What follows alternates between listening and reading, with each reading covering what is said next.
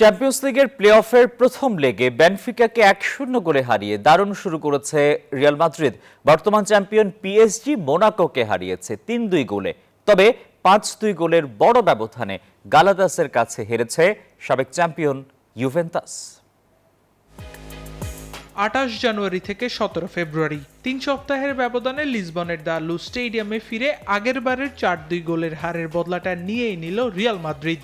গুরুত্বপূর্ণ এই ম্যাচে শুরু থেকেই বেনফিকাকে চেপে ধরে রিয়াল। একের পর এক আক্রমণ পাল্টা আক্রমণে গোলশূন্য ড্র নিয়ে বিরতিতে যায় দু দল। এরপরেই ম্যাচের একমাত্র গোলটি আসে 50তম মিনিটে।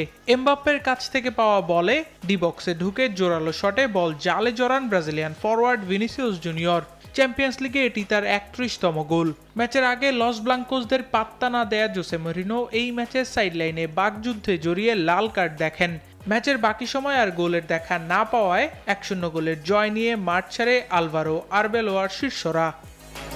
যুক্তরাষ্ট্রের 1 নম্বর জিম চেইন গোল্ড জিম এখন আবারও বাংলাদেশে। বসুন্ধরা আবাসিক এলাকা ও বসুন্ধরা সিটি শপিং মলে।